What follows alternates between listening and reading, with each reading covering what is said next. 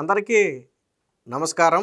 గత వైసీపీ హయాంలో పెట్టిన అక్రమ కేసులన్నీ కూడా ఇప్పుడు ఒక్కొక్కటిగా కొట్టువేయబడుతున్నాయి. ఎందుకంటే గతంలో జగన్మోహన్ రెడ్డి అధికారంలో ఉన్నాడు కాబట్టి అటు అధికారులైన జగన్మోహన్ రెడ్డికి వత్తాసు పలకాలి, ఇటు సాధారణంగా రాజకీయ నాయకులు ఎలాగా జగన్మోహన్ రెడ్డి పక్షాన ఉంటారు కాబట్టి అటు రాజకీయ నాయకులు కొన్ని కేసులు పెడితే ఇటు అధికారులు కూడా అడ్డగోలుగా కొన్ని కేసులు పెట్టి అప్పటి టీడీపీ నేతలను కావచ్చు లేదా జగన్మోహన్ రెడ్డికి యాంటీగా ఉన్న వారిని కావచ్చు ఏ స్థాయిలో వేధించారో మనకు తెలుసు.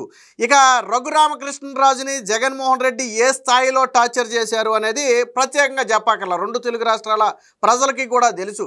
జగన్మోహన్ రెడ్డి ప్రభుత్వాన్ని అడ్డం పెట్టుకుని కేసులు వేయటమే కాకుండా చివరికి ఒక కానిస్టేబుల్ చేత కూడా రఘురామకృష్ణరాజు మీద అప్పట్లో క్రిమినల్ కేసు పెట్టించాడు.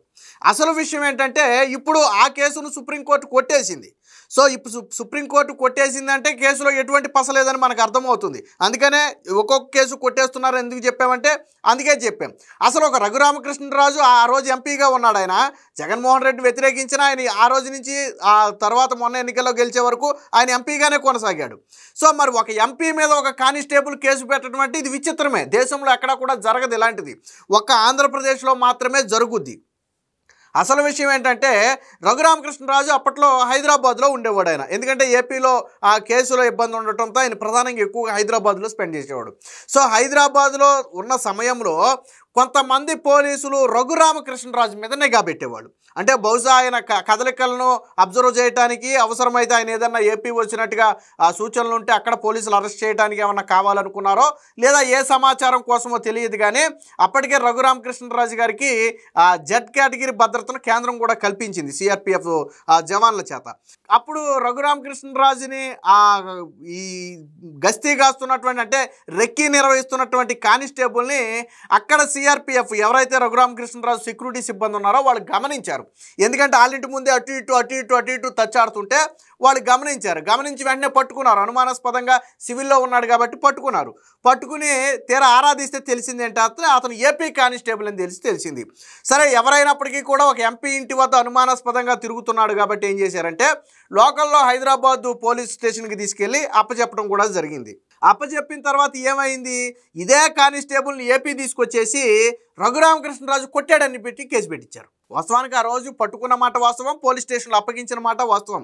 కానీ ఆ కానిస్టేబుల్ని కొట్టారు అనేది అబద్ధం. అనుమానాస్పదంగా ఉంటే ముందు నిలదీస్తారు కానీ ఎవరిని అడ్డగోలుగా కొట్టరు.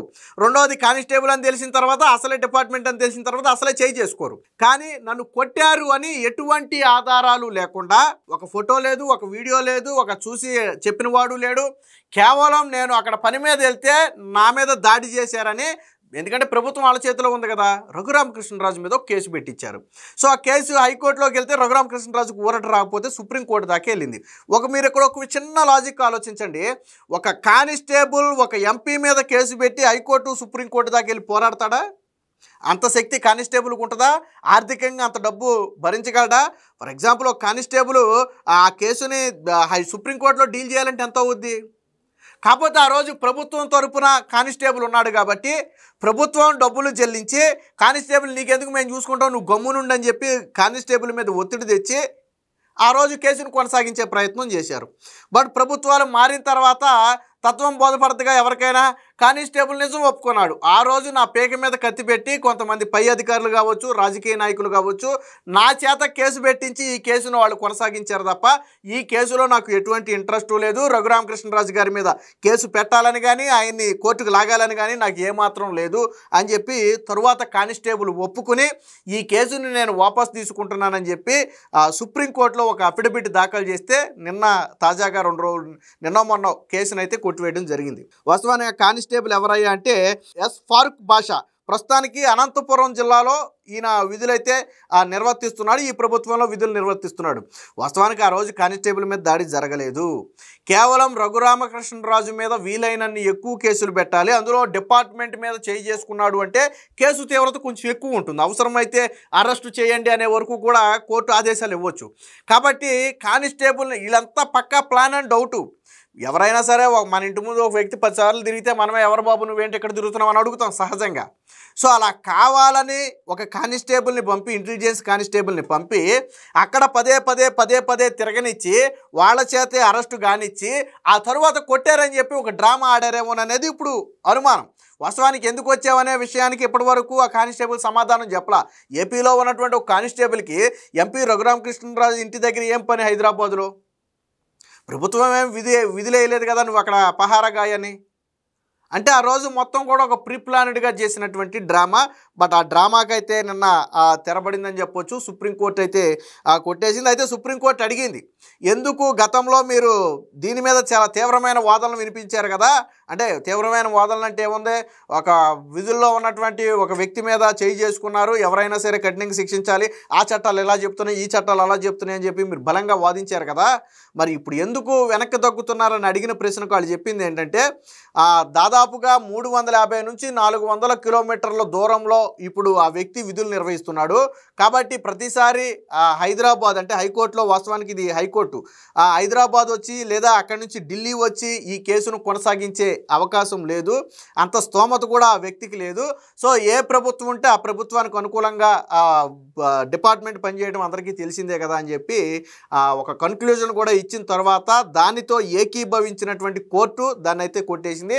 అంటే కోర్టుకు అప్పుడు అర్థమైంది, సో గతంలో రఘురామకృష్ణరాజు మీద వైర్యంతో ఆ ప్రభుత్వం కావాలని ఒక కేసుని ఫైల్ చేయించింది అనేది కోర్టు ఒక కన్క్లూజన్కి వచ్చింది. ఎందుకంటే కొట్టారు అనడానికి ఆధారాలు లేవు, ఫోటో ఆధారాలు కానీ, వీడియో ఆధారాలు కానీ, ఇంకొక ఆధారాలు కానీ, మెడికల్ ఎగ్జామినేషన్కి సంబంధించిన ఆధారాలు కానీ అలాంటివేమీ కూడా బలంగా లేవు కాబట్టే కోర్టు కూడా ఈరోజు ఆలోచించింది, అంటే ఇప్పుడు సాధారణంగా నేను నన్ను కొట్టారంటే ఎవరైనా చూశారా, ఏమైనా ఆధారాలు ఉన్నాయా, లేదా పోనీ నాకు ఏమన్నా దెబ్బలు తగిలినాయా, లోన ఏమన్నా కొంగు దెబ్బలు తగిలినాయా, అలాంటివి ఏమీ లేవు. సో ఇదంతా ప్రీ ప్లాన్డ్గా చేసినటువంటి కుట్ర.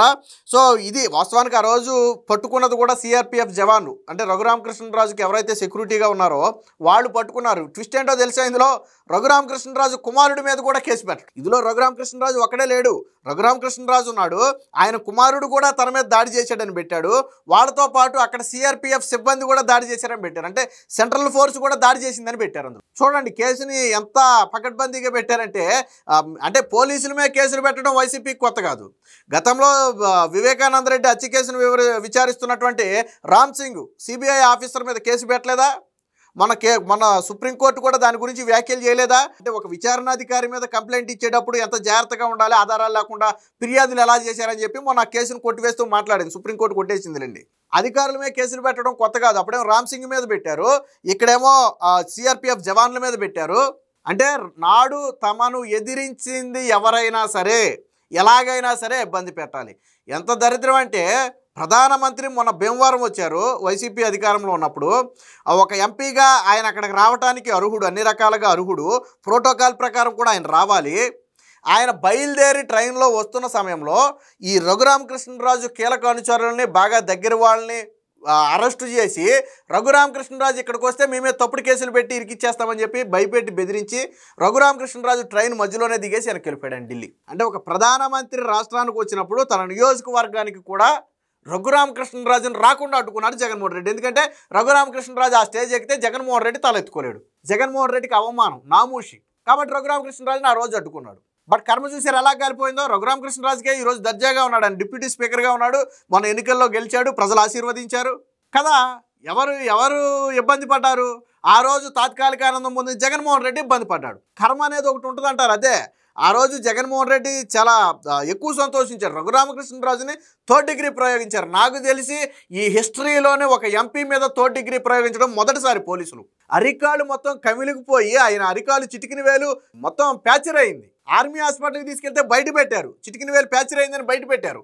అంటే లాఠీలతో ఆ స్థాయిలో కొట్టారు. కొట్టడమే కాకుండా కొంతమంది వీడియోలు తీసి చూపిస్తే చూశారని చెప్పారు కదా, ఎవరు చూశారు? ఒక ఎంపీని కొడుతుంటే పైలోళ్ళు చూడటం అనేది చరిత్రలో ఎక్కడైనా ఉందా? అసలు ఎంపీ మీద థర్డ్ డిగ్రీ ఎక్కడైనా ఉందా? కేసులు ఉంటే ఉండొచ్చు, ఎక్కడైనా ఉందా? మరి రఘురామకృష్ణరాజుని సొంత నియోజకవర్గానికి రాకుండా అడ్డుకున్నారు. ఈరోజు కర్మ ఏమైపోయింది? కర్మ ఎలా కాలింది? జగన్మోహన్ రెడ్డి సొంత నియోజకవర్గాలకు వెళ్ళలేని పరిస్థితి అయింది. ఇప్పుడు ఆ రోజు రఘురామకృష్ణరాజుని రానివ్వలేదు, ఈరోజు జగన్మోహన్ రెడ్డి తన నియోజకవర్గానికి వెళ్ళాడు. పులివెందులు వెళ్ళగలుగుతున్నాడు జగన్మోహన్ రెడ్డి? మన పులివెందుల్లో ఓడిపోయాడు. ఇప్పుడు ఏ మొహం పెట్టుకుని పులివెందులు వెళ్తాడు జగన్మోహన్ రెడ్డి? జడ్పీటీసీ ఉప ఎన్నికల్లో ఓడిపోయాడు కదా, ఒంటిమిట్ట పులివెందులు 2 ఓడిపోయాడు కదా, ఏ మొహం పెట్టుకుని వెళ్తాడు ఇప్పుడు? అసలు రాష్ట్రానికే మొహం చూపించలేక కదా బెంగళూరు ప్యాలెస్లో జగన్మోహన్ రెడ్డి ఉండేది. కర్మ అనేది ఒకటి ఉంటుంది, దేనికైనా ఒక బోర్డర్ ఉంటుంది. మన ఆ బోర్డర్ క్రాస్ చేస్తే ఖచ్చితంగా భవిష్యత్తులో అనుభవించక తప్పదు. రాజకీయాల్లో కూడా ఒక పరిమితి ఉంటుంది, మనం ఎక్కడి వరకు ఉండాలి అక్కడి వరకే ఉండాలి. అంతకు మించి వ్యవహరిస్తే ఆ రోజు చంద్రబాబు గారిని అరెస్ట్ చేశారు. తప్పు చేస్తే అరెస్ట్ చేయొచ్చు, ఎటువంటి ఆధారాలు లేకుండా అరెస్ట్ చేశారు. అరెస్ట్ చేయడమే కాకుండా ఆయన మీద నిందలు మోపారు, రకరకాల నిందలు.